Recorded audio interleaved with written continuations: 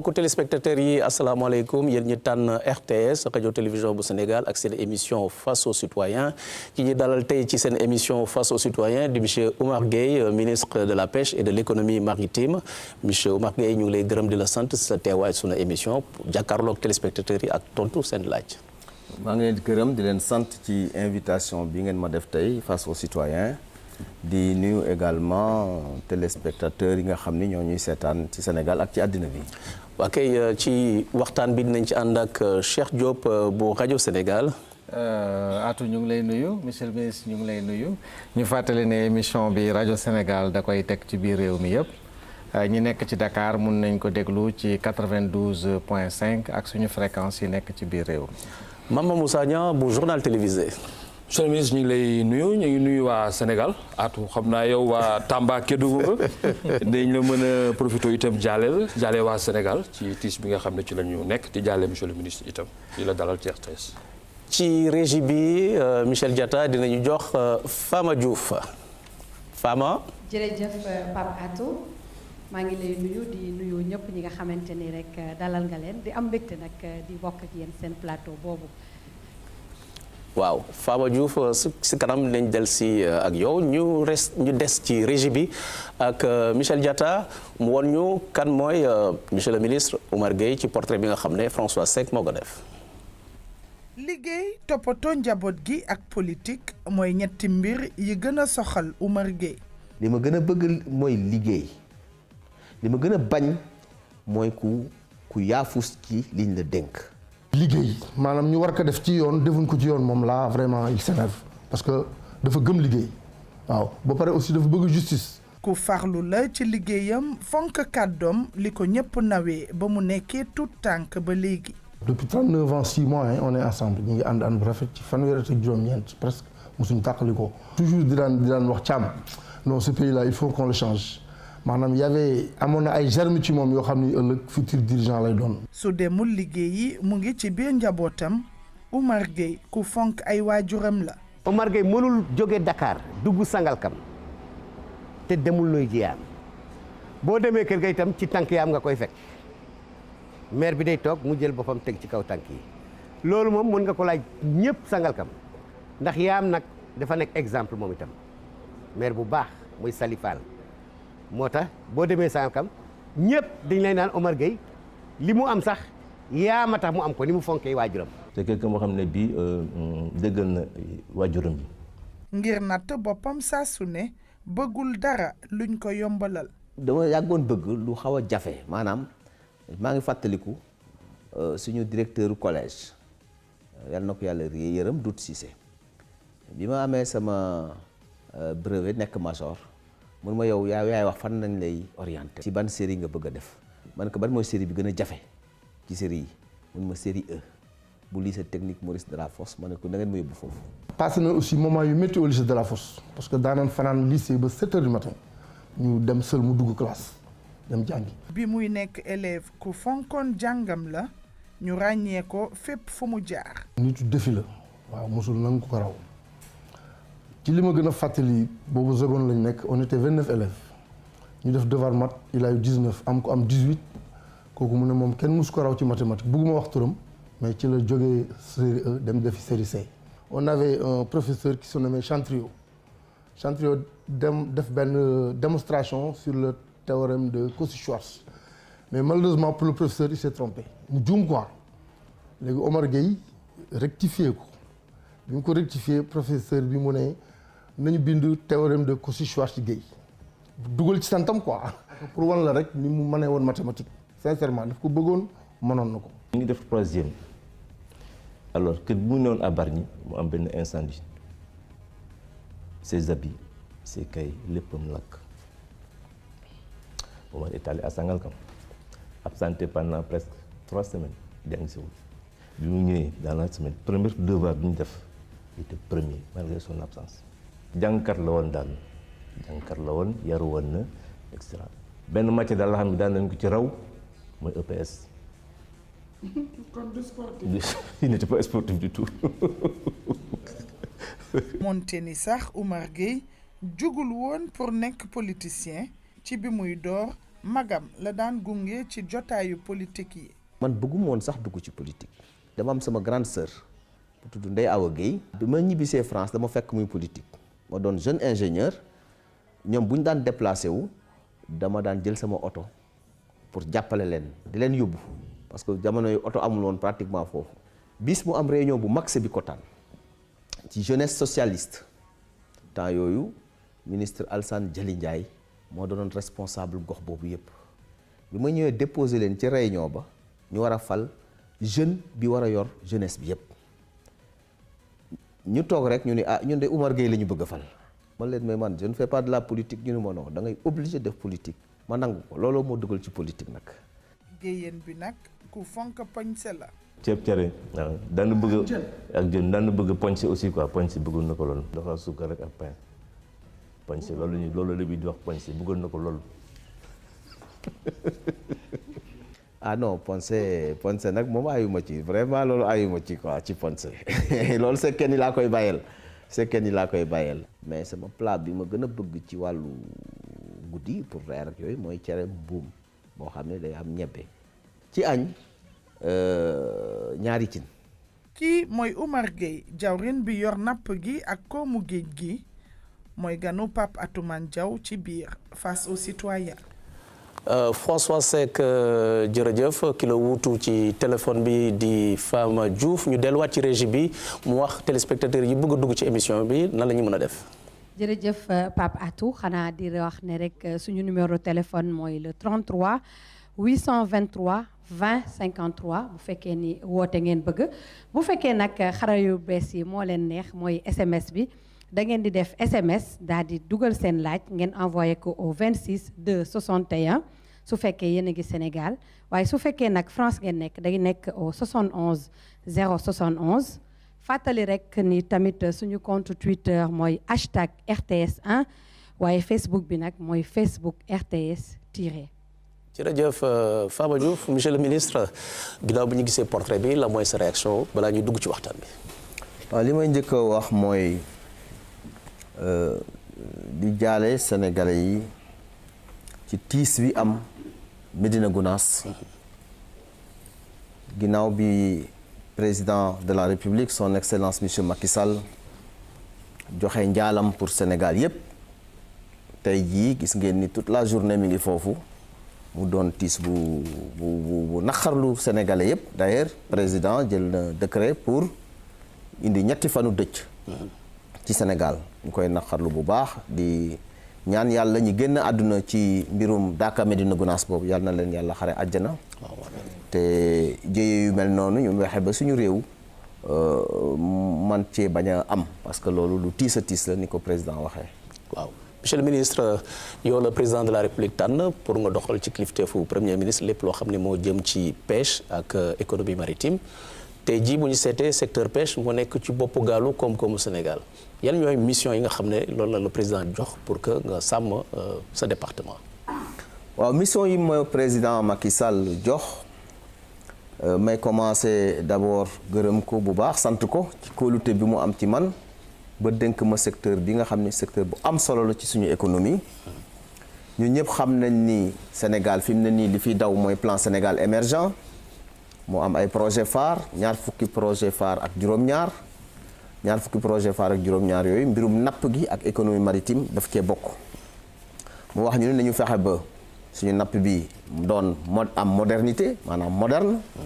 fexe ba napp bi nappkat yi di ko jariñoo fexe ba napp bi sénégalais di ko jariñoo ndax li ñu xam ci napp gi mooy ferñeent yi ñu soxla pour di ko dundee su doon téeméer la juróom-ñaar fukk juróom yépp ci mbirum jën lay jógee ak xeetu jën kon loolu lu am solo la ci suñu wàllu wér-gu-yaram déjà sans compter li nga xam ni moom lay peser ci suñu économie te yaakaar naa dinañ ci ñëw tout à l'heure waaw Cheikh Diop monsieur le ministre li nga wax am na solo mais pourquoi sénégalais yi mënuñu lekk jën bu baax sénégalais ñu ngi lekk jën bu baax maanaam sa question bi dama xamul ban côté nga ko bëgg c'est-à-dire jën gisatuñ ko lu tax waaw loolu question bu am solo ngi noonu loolu pour xam ko foog ñu def analyse ci jën bi d'abord fa muy nekk ak nañ koy nappe damay fàttali d'abord ni 1982 Sénégal mi ngi amoon ñeenti téeméeri gaal ak juróomi téeméer 4500 pirogues. 2012 Sénégal am na ñaar fukki junni pirogues. 20 000 boo amee benn gâteau ngeen doon ñeenti nit ngeen seq ko. soo ko defaree ñeenti pàcc ku nekk pàcc ngay am mais même gâteau bi boo ko amee ngeen doon juróom-ñetti nit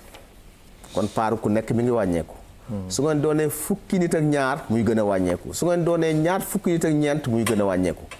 loolu bokk na ci li tax jën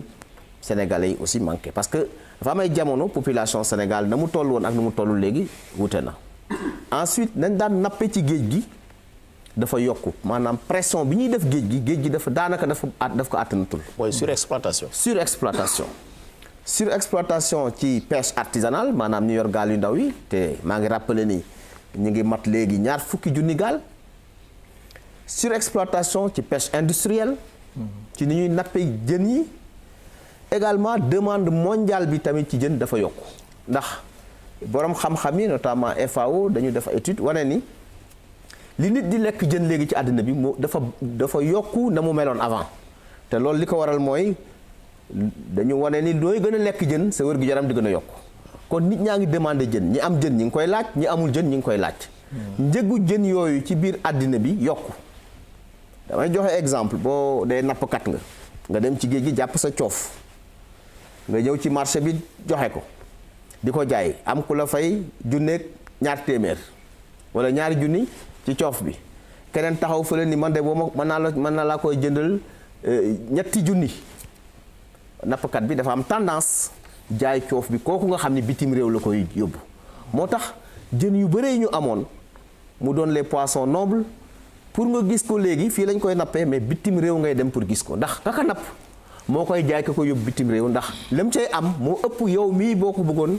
jënd fii ci biir Sénégal loolu bokk na ci li ñàkkal jën bi beneen bi mooy changement climatique yi. loolu réalité la il faut nit ñi nangu ni jamono bi ñuy dund léegi ak jamono bi amoon wuute na léegi changement climatique yi dem na ba comportement jën yi changé na. am na jën yoo xam ni fii lañ ko daan nappe léegi fa mu amul woon au nord da ngay dem fekk ko fa. dem na ba ci yaabooy bi nga xam ni moom la ñu gën a xam. waaw yaabooy bi fi mu ne nii pour gis ko dina mi ngi xam a jafe ci fan yi ñu nekk nii. ndax changement climatique yi borom xam-xam yi sax wax nañu ni yaabooy bi dafay gën a dugg ba ci biir ba moins 60 mètres te suñu nappkat yi gaal yi ñu am mënuñu jot yaabooy boobu. kon yooyu yëpp bokk na ci li nga xamante ni buñ ko boolee te li may wax recherche yi wane nañ ko buñ ko boolee mooy expliquer li nga xam ni moo tax jën. ñàkk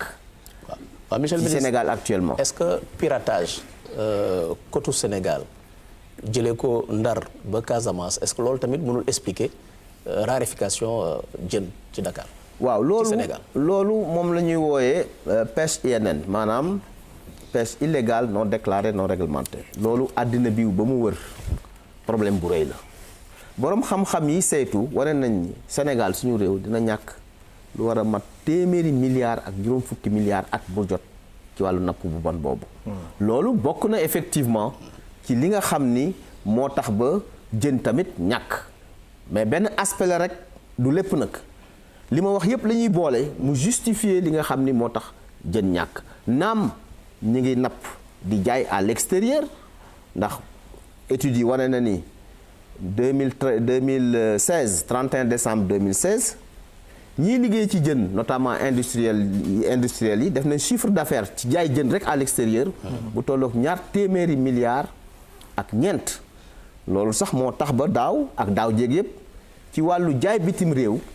napp bi mooy premier poste ci wàllu équilibre balance commerciale bu Sénégal donc ñoom it dañuy jënd jën yi ñu ci bare di ko yóbbu extérieur mais ñi leen koy jaay ñoom dinañu napp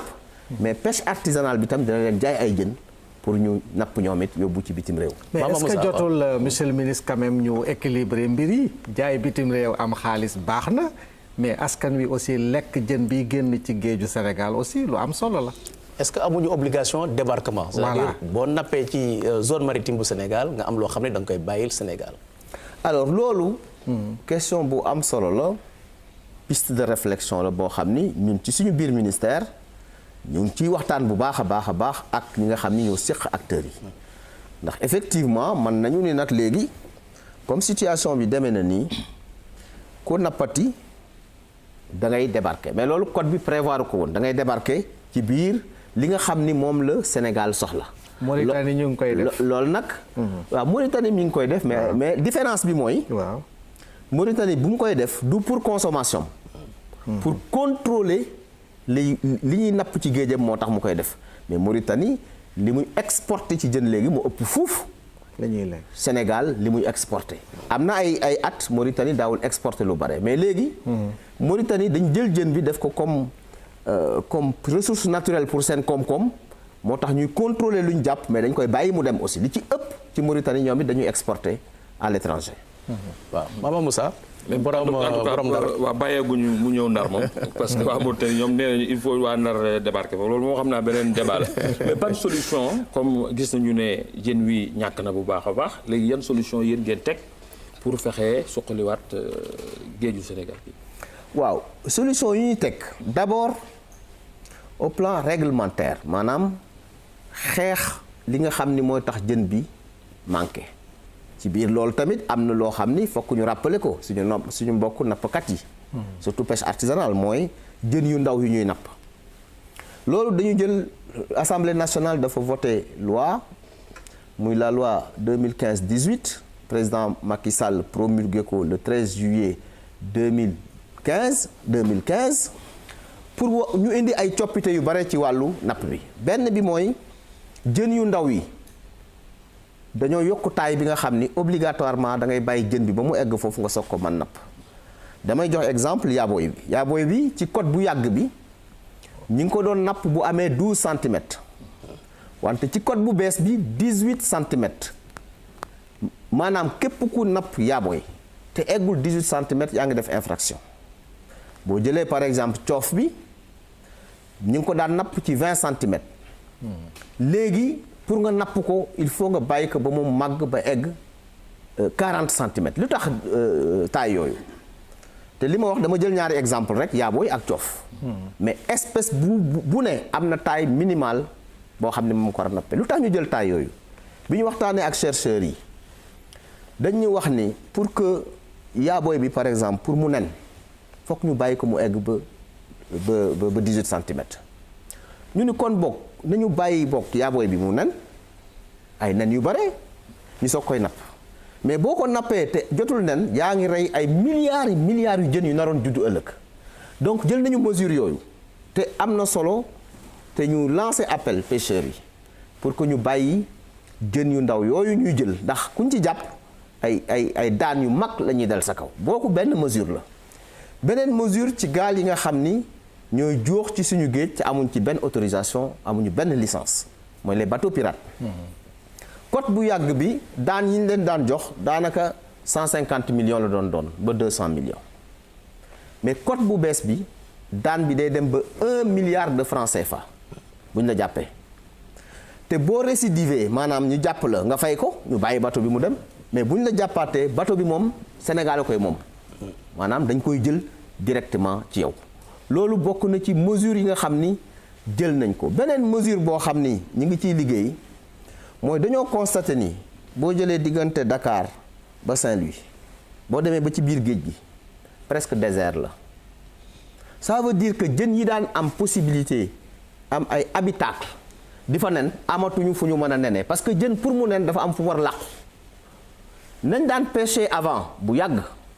loolu nag du régime mu président Macky Sall nga xam ni dafa am ay bateau yu ñu daan autorisé ñu ñëw ba jege suñu côte yi daan racler les fonds marins ñoo yàq habitacle yi fi jën yi daan làqatu solution bi ñu ci jël mooy dañuy def ñuy wax récif artificiel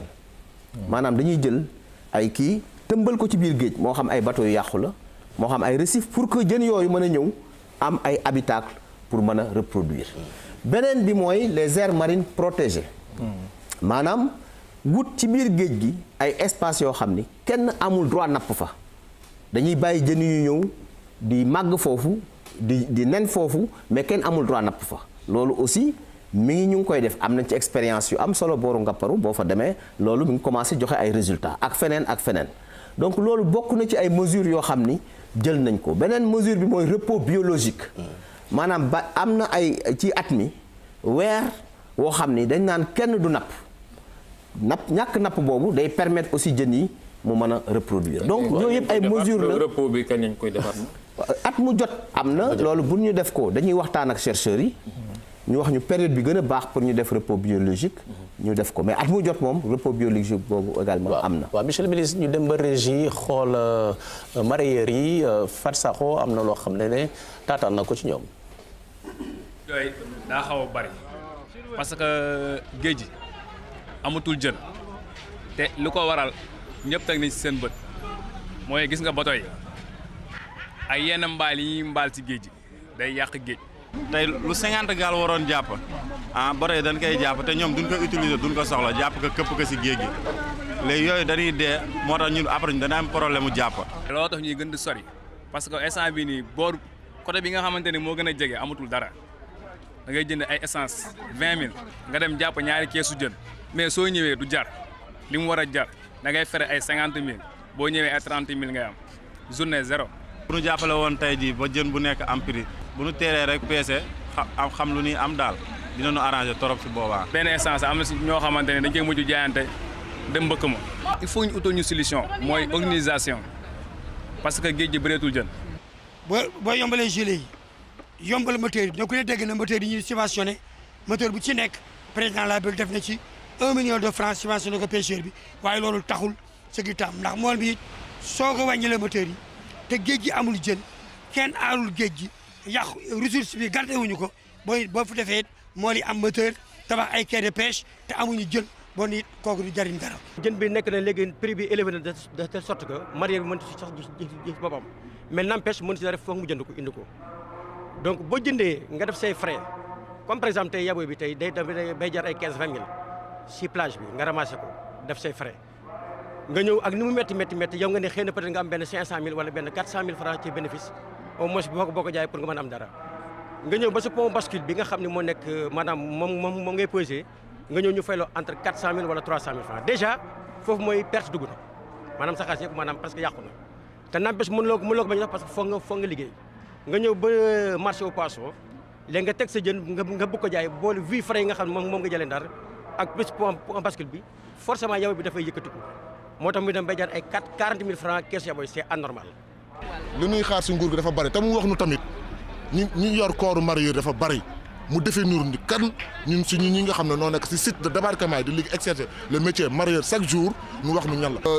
Union nationale des mareyeurs et exploitateurs Sénégal géré wu ñu ñun xamuñu benn filière koo xam ne te nu bàyyi marché central bi ñu defe ne képp moom mooy lié des mareyeurs marché central c'est pour le local ñun ñoo yor base bi te kenn dimbaliwuñu te on parle en même temps des camions yoo xam ne état bi mi ngi koy waaj a génne pour les mareyeurs après suñu jugatee dem jubali marché central yeeg yeneen marché yi jël leen yóbbu leen fa nax leen jox leen ay bac ñooñu duñu ay mareyeurs les vrais mareyeurs su ko état bi bëggee xam ne il faut les trouver sur les sites de débarquement. Il faut que nous protéger les mareyeurs ñi nga xam ñoo koy exercer les vrais mareyeurs ñi nga xam mooy ñi nga xam noo nekk ci site bi di leb banque di liggéey di créer société mareyeur bu nekk da ngay créer société 5 personnes 10 personnes. monsieur le ministre loolu mooy kaddu mareyeur yi nga xam ne Fat Sakho moo ko taataan la mooy sa tontu ci xalaat yooyu nga xam ne dégg nga ko sànq. waaw il faudrait ñu xam aussi que je crois que fii am na sax ñu fi toog ay nappkat. jën dafa am aussi période bu muy feeñ ak bu muy dem ñun ñëpp ñu ngi fàttaliku léeg-léeg ñu ni yaboy bi dafa tuuru ça veut dire période boobu bare na léeg-léeg mu ñàkk liñ ma wax ñoom mooy en tout cas entre janvier février ba mars période bu gën a metti ci nappkat yi période boobu la après maintenant jën yi commencé di génn en fonction xeet yi am mais dinañ toog jamono boo xam ni yéen ñëpp dinañ koy fàttali dañ naan yaboy bi tuuru na boo demee da ngay fekk camion frigorifique yi am yaboy ba du ñu xam ni ñu koy def léeg-léeg même nappkat yi seen bopp ñooy jël jën yooyu tuur ko. mais gëj nañ ko dégg monsieur le ministre. at mu jot loolu dina am même daaw am na man dem naa tournée booru Kafountine. oui. ànd ak mareyeurs yi biñ fa demee lañ fa gis ci jën yu tuuru bu bare ñu ne ma jën yi bare na macha allah xamuñu sax ni ñu koy def. bu ñu amoon fu ñu ko mën a conserver sax ñu denc ko. voilà beneen piste de réflexion maanaam période bi jën di am bu ñu développer conservation bi dañ ko mën a garder comme stock tampon ba nga xam ni bu ñu eggee bu jën manqué ñu génne ko loolu lépp ay régulation yoo xam ni war nañ koo mën a def mais pour mareyeurs yi nga xam ni moom la ñu wax ci profession bi pour nga doon mareyeur da ngay amee carte mareyeur. carte mareyeur boo xam ni service des pêches yi ñoo koy joxe ñoom ñooy jënd jën yi ci nappkat yi parce que chaîne bi dafa doon nappkat bi nga xam ni mooy indi teeral ak ki koy jënd di ko jaay muy mareyeur bi ak femme transformatrice maanaam jigéen ñi nga xam ni ñooy dem jël ci jën yi transformer ko pour jaayaat ko donc mareyeurs yi c'est très organisé ñi nga xam ni ñi ngi marché central au poisson ay mareyeurs lañu parce que foofu bari na lool boo fa demee 4 heures du matin da nga naan est-ce que lii am na Sénégal ci ay junni jigéen ak ay mareyeurs yu liggéey également boo demee ci quai de pêche aussi ñiy jënd jën ay mareyeurs lañ donc c'est très très réglementé camion frigorifique yi ñu ngi ciy liggéey parce que bi ñu ñëwee ñun dañu gis ni camion yu fi nekk yëpp daanaka yu ci bare yàqu na donc ni ñuy renouveler parc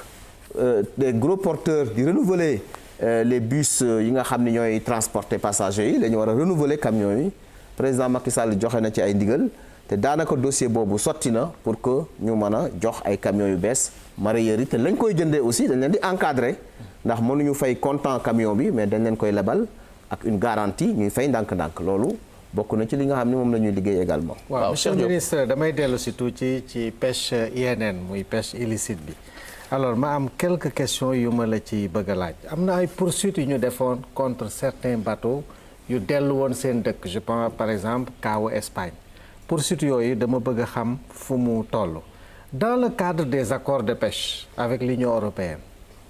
est-ce que tey Sénégal am nañu possibilité contrôler les captures. waaw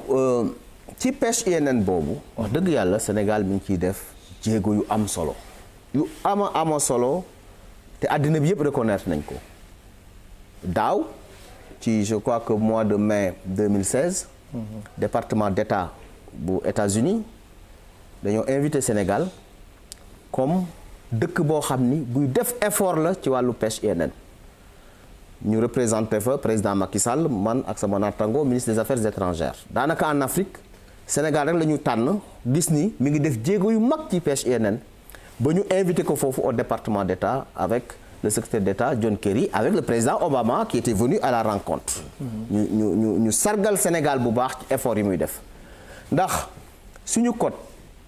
bu ñu jàppee bateau te actuellement am nañu lu war a mat ñeenti bateau yu nekk port yu ñu jàpp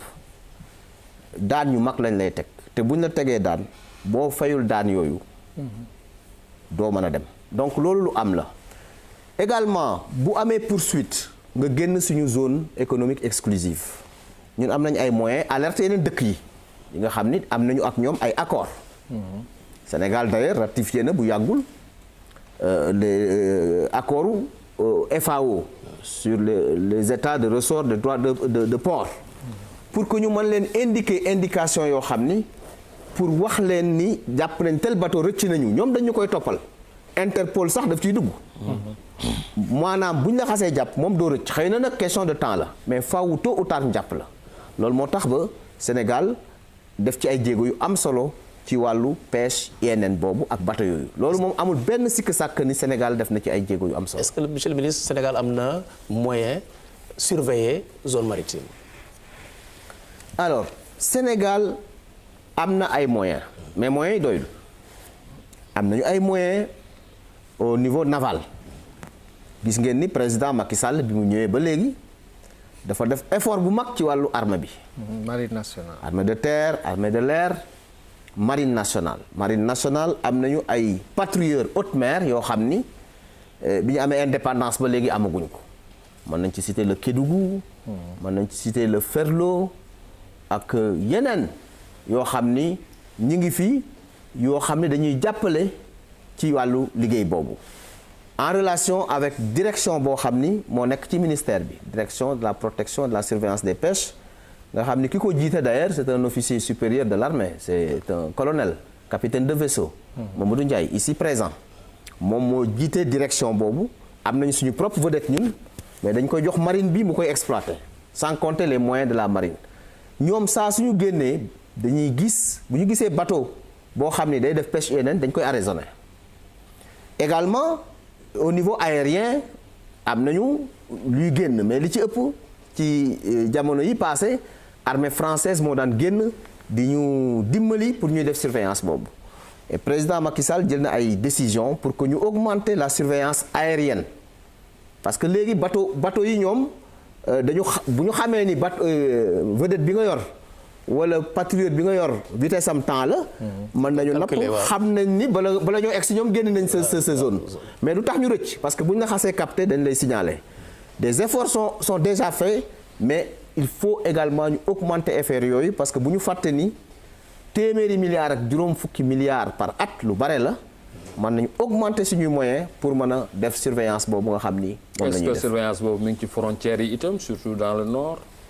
est-ce que foofu waa Mauritanie la ñuy gën a gis ñooy nekk ci frontière. waaw suñu marine mi ngi nekk partout même au nord actuellement am nañu ay vedettes yu nekk au nord ñuy surveiller suñu frontière au centre au sud am nañu suñu patrouille bi toujours mi ngi génn en relation avec la direction de la protection et de la surveillance des pêches loolu amuñ ci problème au niveau du Sénégal franchement ci zone bi yépp en Afrique de l'Ouest amul benn dëkk bu ñu ëppale ay moyens de surveillance actuellement mais nag war nañ ko yokk mais suñuy moyens yéesul par rapport ak yeneen dëkk yi nga xam ne ñoom la ñu am ay frontières ak ñoom d'ailleurs léeg-léeg sax ñu def ay patrouilles communes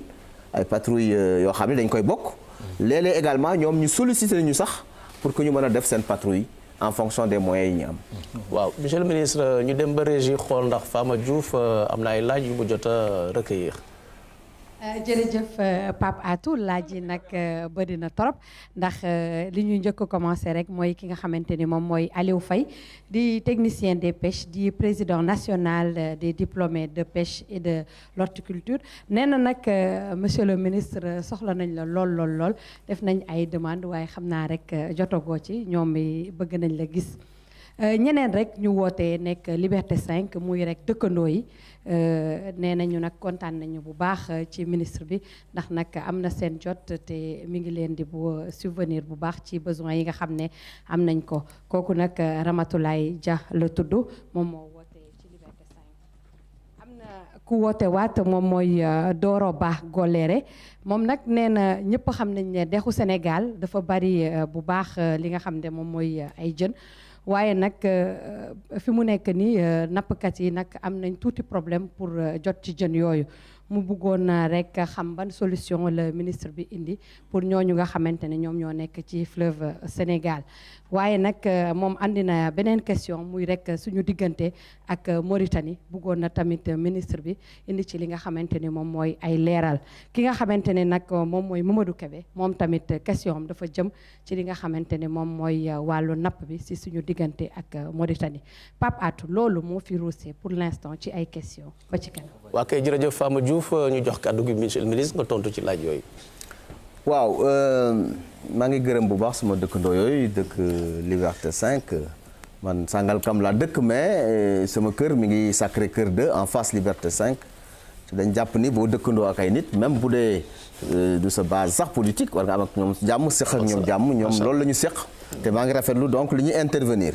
bi ci des mooy li nga xam ni mooy pêche continentale loolu aussi fànn bu am solo la ci pêche bi ndax napp bi du rek ci géej gi Sénégal am na dex fleuve Sénégal a ngi fi fleuve Gambie mi ngi fi parce que une partie du fleuve Gambie mi ngi Sénégal fleuve Casamance ak yeneen dex Sine Saloum ñooñu am nañu pêche boo xam ni suñu bëgg-bëgg mooy 10% débarquement yi jóge ci pêche continentale maanaam bu doon téeméeri kilo la ñuy napp ci géej gi fukki kilos yi dañu bëgg muy jóge ci pêche continentale ni président Macky Sall di jàppale pêche maritime te loolu am na solo ñu taxaw ci ndax pêcheur pour nga dimbali ko fokk nga dimbali ko ci jumtukaayam maanaam muy moteur yi président décidé na woon daaw jéeg jël juróomi milliards jox ko pêcheurs yi ku jënd moteur ñu jox la 1 million de subvention loolu pêcheurs yi rafetlu nañ ko te fi ma lay wax nii lu ëpp ñaari junni moteur ak juróom fukk ak juróomi téeméeri moteur ak juróom-ñetti fukk livré nañ ko déjà pêcheurs yi ndax pour nga dem géej boo amul moteur doo mën a dem. waaw dañ naan souvent armement pêcheurs yi dafa vétuste. dafa vétuste c'est-à-dire kenn def leen masul toppatoo sax loolu nappkat yi ñoo ma ko wax ñoo ne li ñu gis président Macky Sall defal leen ko ay la yëwén benn président bi ñu amee indépendance ba léegi deful leen ko ndax jox na leen moteur yu bees subventionné na carburant bi ñuy jël di ko nappe at mu jot gouvernement Sénégal dina supporter juróom-ñaari milliards boo xam ne ñoom ñoo ko naroon fay jox na leen ay gilet ba mu doy ñaar fukki junni gilet at mu jot 2500 dañuy jaayee gilet yi tabaxal na leen ay quai de pêche parce que loolu dafa ànd ak PSE modernisation des infrastructures 2006 la ñu gëj a tabax quai de pêche actuellement juróom-ñaari quai de pêche yoo xam ni ñett yi pare na ba ñu inauguré ko ñeent yi ñu ngi en chantier. mën nga leen lim ñu ngi ci. alors quai de pêche yooyu mën nañ leen lim. waaw Soumbédioune c'est en chantier gis ngeen ko. Yoff pare na inauguré nañ ko gis ngeen ko. Potou pare na président inauguré na ko yeneen yi ci des mooy Bargny c'est en chantier Goudomp c'est en chantier Pointe Sarène ak Ngaparou inauguré nañ leen ñoom it pare nañu. ak yeneen quai yoo xam ni war nañ ko liggéey cette année notamment Mboro. femmes yi nga xamante ni ñoo nekk ci transformation bi tamit aire de transformation moderne yi mosuñu ko am c'est la première fois bi président Macky Sall ñëwee ñu soog a am aire de transformation gis ngeen bu yàggul inauguré na Goxu Mbàcc aire de transformation moderne ndax jigéen ñi liggéeyoon ci jën yi Keccax wala Géej wala Tambajang yan moo doon seen condition de travail naaj saxaar xet bu bon président ni man sama PSE bi ma indi dama bëgg jigéen buy liggéey ci transformation nga mën a toilette indi sa doom ca fa ngay liggéey mu am garderie d'enfants soo tawatee ñu mën la faa faj te ngay liggéey dans de bonnes conditions produit ba ngay génn nga mën ko exporter ñu mën ko jariñu loolu la def Goxu Mbàcc inauguré nañ ko Fass Boye inauguré nañ ko Bargny inauguré nañ ko actuellement ñi ngi defar ay aire de transformation Pencum Sénégal c'est en chantier c'est à Thiaroye Mbao c'est en chantier Ndëppé à Rufisque c'est en chantier Kafountine c'est en chantier ak yeneen yu bees ren yoo xam ne dinañ ko sumb muy Kayar ak Tann à Joal donc yooyu yëpp dafa bokk ci lim leen di jàppale pêche continentale bi tamit ñi ngi am ci moteurs yi dañ leen di subventionné ñoom it d'ailleurs Potou bi fa président demee dafa wax ni 5000 moteurs laa leen joxoon mais léegi généralisé naa ko ñaar fukki junni moteur de subvention 20 000 pirogues 20 000 moteurs 20 milliards 5 milliards yi joxe nañ ko 2018 dañ joxe 10 milliards 2019 mu joxe 5 milliards yi donc wër na kapp ñi nga xam ni ñooy borom gaal yi loolu mosul am Sénégal c'est une première donc maintenant pêche continentale bi bu yàggul def naa tournée au nord def naa pêche continentale dem naa Matam dem naa booru Podor dem naa ba gën a sore dem naa ba Waoundé li ñu gis foofu mooy li ñu wax ñoom dañ ñu ni li ñu constaté mooy barrage yi bi ñu amee ba léegi muy bu OMVS sentir nañ ni jën yi manqué nañu en fonction barrage bi ma ko waxee président daf ma daal di ni ma nu mu gën a gaawee na nga taseeg waa OMVS ngeen waxtaan ci mbir moomu réunion naa ak ñoom au commissaire bi ànd ak conseil technique ministre de l'hydraulique ak ñi ñu ko seqal ñëpp ñu xool nan la ñuy améliorer barrage yi pour que jën yi mën a ñëwaat nan la ñuy fexe ba empoissonner maar yi nga xam ne ñoo nekk foofu maanaam jën yi aussi man nga wut ay jën dugalaat leen ci biir yooyu yëpp ñu ngi ciy liggéey pour que rendement yi nga xam ni moom la ñu am mën a am donc loolu pour dalal xelu ki posé question bi léegi ci pêche continentale wax ko ni ñuy jàppalee pêche maritime bi noonu la ñuy jàppalee également pêche continentale maintenant Mauritanie wax nañ ci loolu yaakaar naa wax naa ci lu bare mais dinaa ko baamtuwaat fii Mauritanie ak Sénégal dañu am signé accord 2001 wante accord boobu dafa wax ni at bu jot dañuy def protocole d'accord buy wane ni ci at mi nan la ñuy nappe loolu mi ngi doon dox ba 2015 may fàttali ni 2015 ci la ñu am accord yi gën ci accord protocole bi gën ci protocole yi ndax président Macky Sall moo intervenir pour que licence yi ñu yokk ko ñetti téeméer la woon mu waxtaan ba ñu am ñeenti téeméeri licence lañ daan débarquer doonoon 40 000 tonnes mu waxtaan ba ñu am 50 000 tonnes wante Mauritanie changé loi am ci diggante bi muy accord protocole bi ñu waroon signé en 2016 bu wax ni ay la yéwénkat ñiy napp bu ñu nappee dañ koy débarquer Mauritanie damay dem di négocier ak sama naataango ma yóbbaale waa Guet Ndar man leen dégg ngeen li waa Mauritanie wax seen loi bu bees dafa wax ni léegi boo nappee li nga napp da nga koy débarquer Mauritanie est-ce que yéen loolu baax na ci yéen ñu ni ma déedéet monsieur le ministre ñun bu ñuy napp Mauritanie pour indi ko Ndar la que ay la yéwén kat seen loi bu bees bi mayu leen loolu comme nag baaxul ci yéen man duma ko signé wante li muy jur mooy dootu leen mën nappati ci géeju Mauritanie foog ñu bàyyi leen ak seen géej ñu ne ma d'accord mais malheureusement souvent dañuy joox dugg ci géeju Mauritanie di napp sans licence maanaam ni ñu amee suñu loi bu bees ñun bu wane ni ku dugg suñu géej boo amul kii yaa ngi def pêche illégale ñoom it bu ñu defee loolu pêche illégale la donc moo wax leen ni bu ñu napp ci géeju Mauritanie te ma continuer encore di leen ko wax ci fii ma toog nii amuñu accord ak Mauritanie nañu bàyyi seen géej bañ fa napp te yem ci suñu géej wala yeneen dëkk yoo xam ni am nañu accord ak ñoom pour mën a napp foofu. waaw monsieur le ministre yaa tudd Guet Ndar kon nag ku ne pêche ne Guet Ndar ñëw dem ba Guet Ndar ak Mama Moussa Dieng. boo ñëwee ci fi nga xam ni moo di Guet Ndar ci commune bu Ndar dafa mel ni lu takku ci ay mool ñoom ñoo dellu si jóge ca fa nga xam ni moo di réewu Mauritanie. économiquement li ñu daan dugal si dëkk bi boo defee ay recherche daa xam ne dëkk bi laal nañ ko boo demee sur le marché si marché yi nga xam ne moo nit ñi di duggee di jënd yaa booy doon kilifa ne daanu na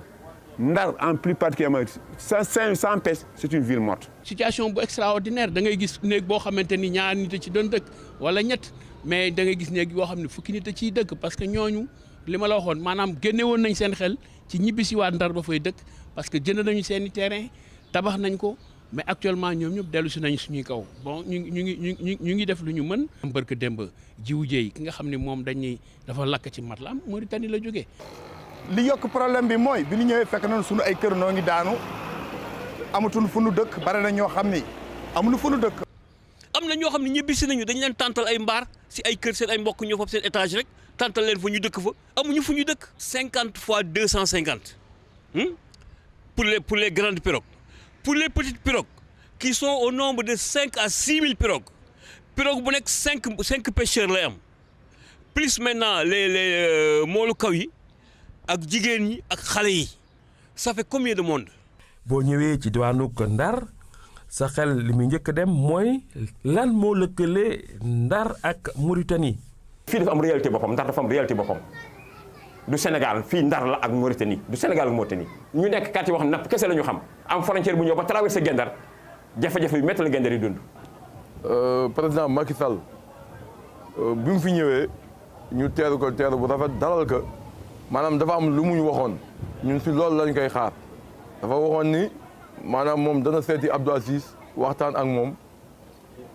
bu yàlla defee jàmm mu gën su fekkee amuñu solution ñu seeti beneen pexe bu ñu def. il faut que président yi jël ko en charge intégralement c'est-à-dire que ñu dem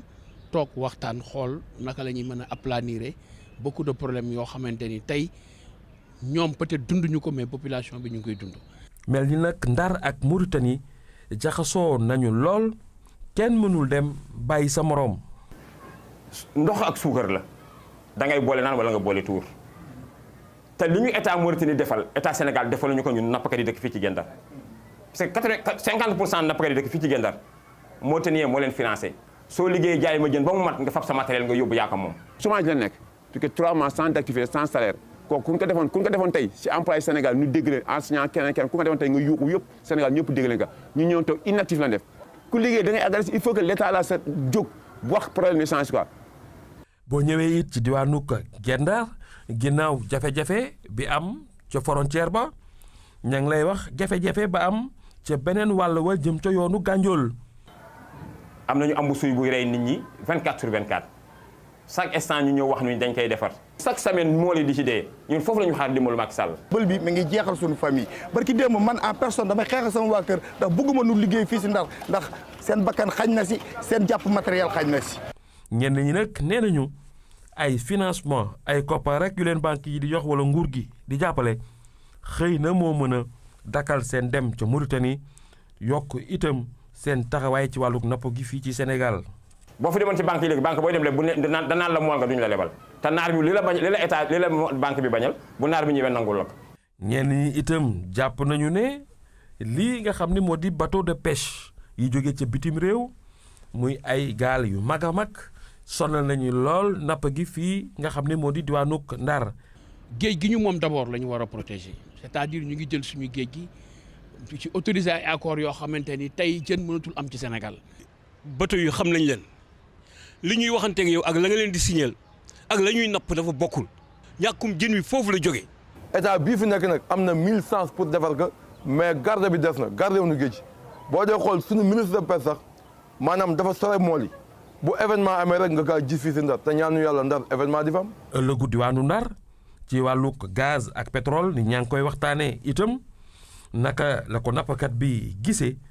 ñun ñëpp xam nañu àddina bi yëpp fépp fu gaz feeñ fu pétrole feeñ jën day toxu. jën day toxu jën daf fay jeex conséquences yi c'est néfaste. ban système de compensation la ñu mettre en place pour ces populations là. téeméer bu nekk ci doomi aadama yi fii ci Sénégal ci ay nappkat juróom benn fukk yi ña nga ca diwaan boobu nga xam ne mi ngi ci diggante géej gi ak dex gi. waaw monsieur le ministre loolu mooy ñaxtu waa Guet Ndar la moo ci sa réaction. oui monsieur le ministre man dama lay poser ay questions par rapport au reportage. D'abord problème bi ñu gis ni mooy surpopulation bi lan mooy ci sa xalaat deuxièmement le problème c'est pas que Guet Ndarien yi accord de pêche yi ou licence yi d'accord nañ ne nouveau code bi nga xam ne Mauritanie taxawal nañ ko ànd nañ ci moo tax ñu ñibbisi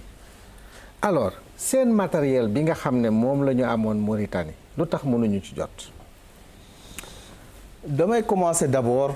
rectifier. li nga xam ni moom la kii am na ko wax loolu. yaakaar naa ñun ñëpp ay sénégalais lañu te mool yi la ñuy waxal waa Guet Ndar la ñuy waxal am na ñu ngeen laaj fii du loolu la waa Guet Ndar wax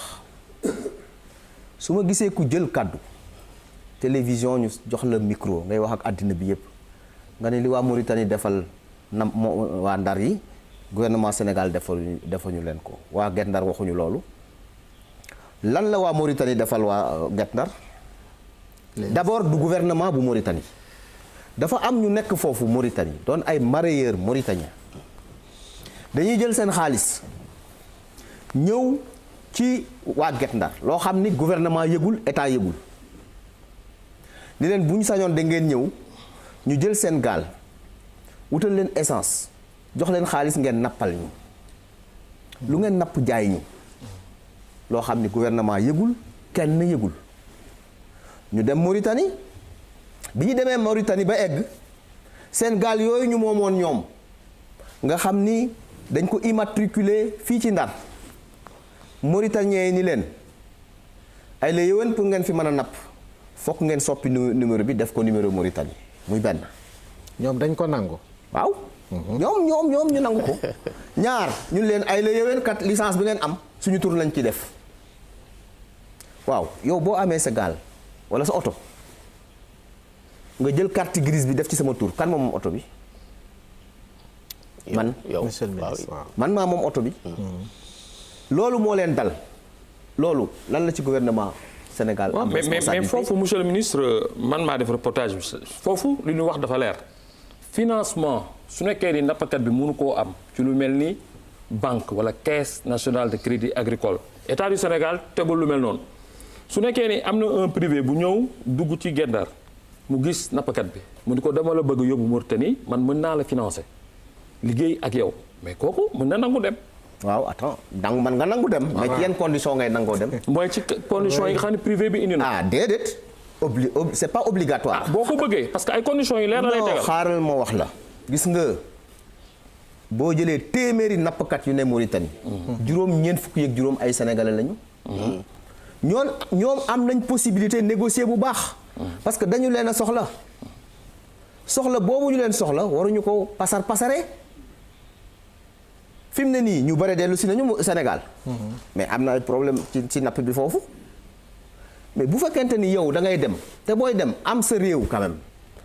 waxal ak sa gouvernement waxal ak sa ministère waxal ak say technicien yor pêche ñun de lii la ñu proposé lu ngeen ci xalaat. ñun jege nañu nappkat yi est-ce que. ñun bañ a jege nappkat yi d'ailleurs licence yi ñu amoon pour ñu am ko foog ñu dem ci ñoom la ñuy waxtaanal ñoo leen di encadrer service des pêches bu Saint-Louis day dem souvent Mauritanie di rencontrer pêcheurs yi foofu. donc loolu mooy li am donc nit mënul jóg ni le gouvernement Mauritanie defal nappkatu Ndar gouvernement Sénégal def gouvernement Mauritanie defalul dara nappkatu Ndar. ay privé ñoo jël seen xaalis ñëw waxtaan ak ñoom nax leen entre guillemets nax laa ko mën a tudd. non mais monsieur le ministre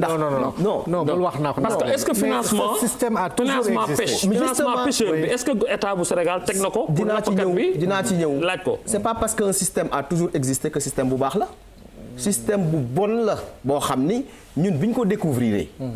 bi lii amee. Mauritanie parce que ñun suñu recensement lim ñu mayoon. mooy 300 gaal ak fukk ak juróom-ñaar ñoo nekk Mauritanie ñu immatriculé leen SL nekk suñu fichier. monsieur le ministre est-ce que xam nga am na ay gaal immatriculé Mauritanie yi nga xam ni dañuy yeewoo itam Ndar. mais justement loolu mooy problème bi xam nga mënoo am sa gaal immatriculé ko Mauritanie jël carte grise gaal bi def ci turu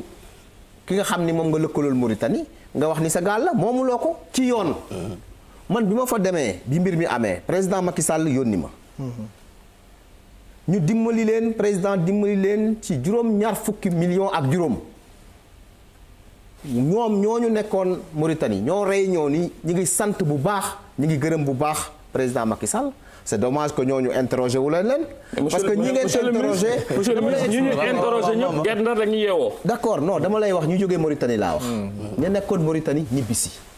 ñooñu ña nga Guet Ndar mais si njëlbeenu kàddu da nga wax ne yéen ñi ngeen interrogé li ngeen ñu wax du waxu waa Guet Ndar. déedéet man dama jàpp ni du waxu waa Guet Ndar xam nga Guet Ndar mool yu baree fa ne. boo jëlee téeméeri mool kenn wax ci seen tur ndax mandaté nañ ko.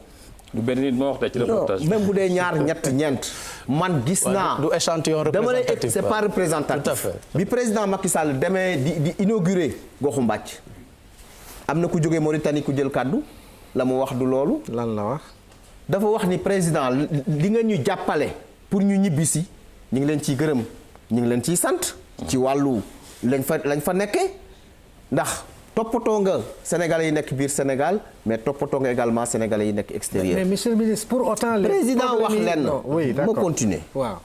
président yemul foofu bi mu jëlee kàddu dafa ni. yéen ñi nekkoon Mauritanie te ñibbisi seen réew du leen bàyyi man président Macky Sall duñ leen bàyyi dina wax naa premier ministre mu woote conseil interministériel. pour que lépp li nga xam ni war nañ koo def pour seen réinsertion seen intégration ñu def ko conseil des ministres boobu premier ministre prévoiroon na ko. li tax mu dàq ko mooy bi nga xamante ni xalif général des Tidiane dafa génn àdduna bis boobu lañ ko waroon def mu dàq ko mais mi dina ko programmer ci fan yi di ñëw ñun liggéey nañ ci dossier bi am na loo xam ni daañu ko teg pour que ñu mën a jàppale ñooñu ñu war a intégré wu te lu bare la loolu nag mënuma ko biral fii ndax dañ ko war a waxtaane ak premier ministre ak conseil interministériel ba pare mais li nga xam ni moo am diggante Mauritanie ak Sénégal benn responsabilité encore une fois ma wax ko bu gouvernement wu Sénégal engagé wu ci au contraire dañ leen jàppale bi jëyee ju mel noonu dalee seen kaw. waaw monsieur le ministre ñu delluwaat ba ci régie bi xool extrait yi nga xam ne Mama Moussa Niang jëlee na ko ci Maxa Dieye ak ambassadeur bu Mauritanie ci échange de tir yi nga xam ne plutôt tiru garde-côte mauritanienne ci pêcheurs Guet Ndar yi. lii xew bëgg démb suñu diggante ak waa Mauritanie ba ñu am ñu ni si kaañ ba yàlla dogal kenn ki génn àdduna dañu indi woon Dakar mu ànd ak responsable régional des pêches de Saint-Louis monsieur Niassi mu réquisitionné ko pendant une semaine monsieur Niassi nekk na hôpital Dakar si CTO suba ak ngoon ba jabaram sax dugg si biir ngoon su ne jabaram dafaa ñëw di seet si le directeur de pêche monsieur Goudiaby le directeur de cabinet monsieur Diallo ñoom ñëpp ku ne sa taxawaay mën na sëkk ba bi xale bi bu ñu koy delloo Saint-Louis hôpital Saint-Louis ministre bi moo jël en charge transfert bi par ambulance médicalisée bu famille ñu delloo ko Saint-Louis yàlla mi moom yëfam ba après ba jotee yàlla jël na jaamam boobu nag Omar Gueye mënu si dara mais mën naa seede rek si li ma yëg man ak li jaar sama loxo ndax am yëpp maa ngi daan denc fii presque lu mat 5 millions génn na ko si génne loo xam ni jëmul si dara lu may si Alaaji Baar Gueye mi nga xam ni moom la ñu dóoroon bal bi te ñu nekk Dakar ba yàlla def mu génn adduna benn ministre mosu ko def moo doon di noté dama naan moom Omar Gueye il a été le meilleur il est encore le meilleur ministre de la pêche que le Sénégal ait connu depuis les indépendances. ne dafa bëggoon a wax fii nii que la Mauritanie et le Sénégal. ni Mauritanie gee di gànnaar ak réew mi di Sénégal famille. ne ñoom ñaar daal benn bopp lañu kenn mënu koo xar ñaar benn famille lañu. et dans toute famille. te biir kër goo dugg xam ne aw askan la dañu bennoo. il y a parfois des réglages. du ñàkk nag ay yu xam ne ay lëj-lëj la dañ koy lijjanti ba mu ñu cocc. entre les grands les petits. ca mag ñaar ca ndaw ña. les garçons et les filles. ca góor ña ca jigéen ña. et donc de ce fait il n'y a aucun problème entre le Sénégal et la Mauritanie. wax dëgg yàlla diggante Sénégal ak Mauritanie amul benn lëj-lëj bu ci ne nee na mi ngi wax daal ci haqiqatan li xam ni dëgg la ci moom ni Sénégal ak Mauritanie dara amu ci lu dul jàmm. monsieur le ministre kaddu yooyu neex na dégg. waaw kaddu yooyu neex na dégg mais mën nañ ko améliorer. monsieur langage diplomatique. waaw mën nañ ko améliorer ndax dama jàpp ni diggante Sénégal ak Mauritanie c'est vrai am na ay loi yoo xam ni dañ ko voté assemblée nationale seen assemblée voté ko ñu war ko appliquer loolu amul benn état bu ci mën a wax leneen. mais ci diggante ak dëkkandoo mën nañ ko xoolaat. parce que mën nañu indi ay convention yoo xam ni convention internationale yoo xam ni moo nekk ci loi nationale yi. te bu ñu seetee nii Guet Ndarien yi depuis ay téeméeri at ñu ngi napp Mauritanie ñoom bu ñuy génn ci Saint-Louis rek géeju Mauritanie la ñuy janoon te ñoom ñu ci bare xamuñu frontière jën bi la ñuy topp kon ba tey man yaakaar naa ni ëllëg mën nañu trouver solution ndax Mauritanie soxla na pêcheur Guet Ndarien yi gis ngeen wax naa leen ko léegi pêcheur Guet Ndarien yi tamit soxla nañu Mauritanie lañ fay jël ci jën pour indi ko Sénégal ñaari dëkk yi war nañ cee mën a waxtaan dans le cadre d'une commission mixte boo xam ni lépp la ñuy teg ci table ji ndax Mauritanie tamit soxla nañu xam nañu ay yoo xam ni ay seeni giléem yu ñëw fii ñoom it donc diggante dëkk ak dëkk la rek ay ñoo bokk ndey ñoo bokk bàyyi ni ko ambassadeur bi waxee mais nañu góorgóorlu situation bi ñu jëm ci waxtaan pour trouver solution mais je répète encore une fois en attendant benn nappkatu Saint-Louis amul droit dugg ci biir géeju Mauritanie napp fa amul boo ko defee yaa ngi def infraction. d'accord mais monsieur le ministre est-ce que wax ngeen aussi Mauritaniens yi ne tiir yi ñuy def ci pêcheurs yi jaaduwul. la ñu war a wax ak ñoom ci loolu. waxtaan nañ ci ak ñoom man président yónni na ma fa. man ak ambassadeur bi ñu fa toogal gis naa sama nattangoo bi nekk Mauritanie am na lu ñu waxtaane du lépp nag lu ñu waxtaane ci biir dañuy génn ci bitti mais xam leen ni mbir mi bi mu amee taxawaayu gouvernement bu Sénégal ci ndigalal président Macky Sall mat na sëkk ci wàllu ndimbal bi ñu leen war a dimbali pour seen retour ci wàllu prise en charge ak ci wàllu li nga xam ni bi jëyee ji amee taxawaayu gouvernement bi mat na sëkk li ñuy ñaan mooy yal na yem foofu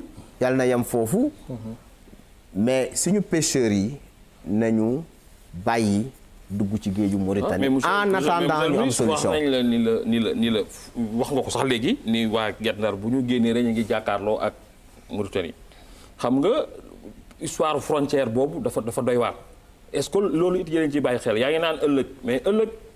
Mauritanie déjà mi ngi installé port presque ci buntu Ndar am nañ fa poste militaire te goxu mbaaj ak poste militaire bi daanaka benn la est-ce que tey jii ñun aussi am na loo xam ne def nañ ko foofu pour mën a protéger ñi nga xam ne ñoo nekk foofu ba duñu dugg parce que wax nga ko léegi ñoom mënuñu maîtriser frontière bi frontière boo xam ne ñoom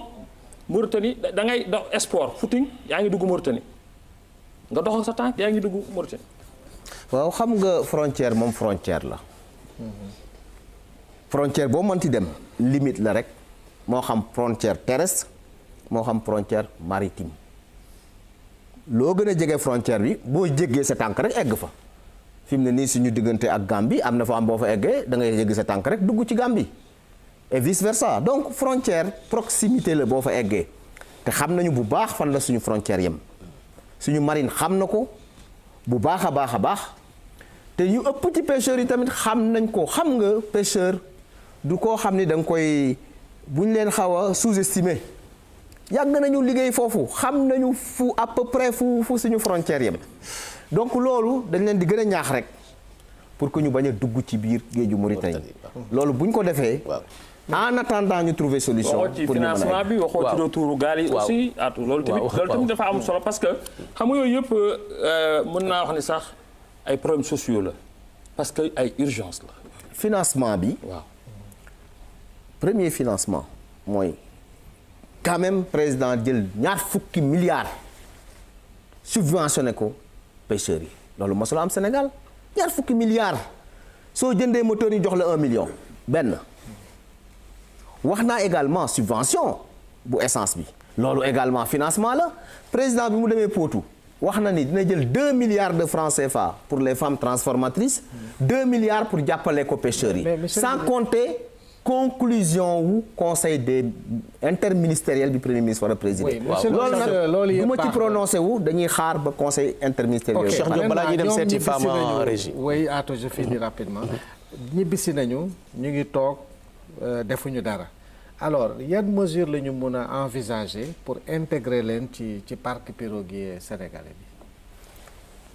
dama lay renvoyer toujours wax naa la ne ñun liggéey nañ ci boobu ba léegi dënk nañu lépp soo ñu mayee tuuti ñu tenir conseil interministériel boobu décision yi ciy génn incha allah di ngeen ko xam mais dama ko bañ a anticiper premier ministre mooy convoqué réunion boobu ci fan yi di ñëw yàggul di ngeen gis mesures yu des mesures importantes yu président Macky Sall jël yu nam leen ko waxee woon Ndar ba mu fa demee yoo xam ni mi ngi jëm ci ñoom te bu mesures yu génnee dañ xam ni président effectivement li mu waxoon def na ko. monsieur le ministre ñu dem ba régie ak Fama Diouf mu jox la réaction téléspectateurs yi ci internet ak téléphone. jërëjëf Pape Atou xam nga nag li fi ëpp ci ay réaction rek moom mooy suñu digganteeg mbokk mauritanien yi loolu daal dellu si na fi lu bëri waaye xam naa dégg naa tam ci plateau bi ne ñëw ngeen ci bu baax a baax xanaa rek ki nga xamante ni moom mooy Boubou Siré Ba mu ngi wootee ca France moom tamit dafa dellu si ci diggante Sénégal ak Mauritanie waaye nag doon laaj ministre bi ndax rek prévoir nañ subvention maanaam ay ndimbal pour ñi nga xamante ne ñoom ñooy nappkat ya nekk fële ca Fuuta keneen kii mooy Mamadou Sow la tudd moom nag mooy président des délégués du marché central aux poissons moom nag nee na kontaan na bu baax a baax ci ki nga xamante ne moom mooy ministre bi kontaan na ci ministre bi ndaxte ñoom lépp lu état bi digle woon ak ñoom tàmbali nañ ko ndax nag état bi dafa waxoon dina réhabiliter marché bi te gis nañ ni jéego yi ñi ngi ci bu baax a baax keneen ki nag moom mi ngi tudd Néné Diallo moom nag suñu digganteeg Guinée Bissau lay laaj rek lan la ci état du Sénégal prévoir ndax nag suñu digganteeg Guinée Bissau war nañ ko xool bu baax keneen ki nag Alpha Kalidou Sarr la tudd moom nag technicien des pêches la nee na nag dafa bëggoon ministre bi wax ci li nga xamante ne moom mooy manque de personnel bi nga xam ne moo am ci poste de contrôle yi waaye atu jeexul ndax Mor Sall moom mooy président départemental association nationale des mareyeurs du Sénégal moom mi ngi nekk ca quai de pêche bu Mbour moom nag dafa félicité bu baax ki nga xamante ne moom mooy seen ganu tey bi ndax nag nee na kontaan nañu ñoom bu baax ci moom ndax ku réactif la ci seen ay problème day guddee di leen bëccëgal ñoom daal wax dëgg yàlla saay buñ ko soxlaa rek dañ koy jot di ko gis te loolu jafe woon na leen bu baax jamono yu njëkk ya enfin ki nga xamante ne moom mooy Mamadou Kandji woote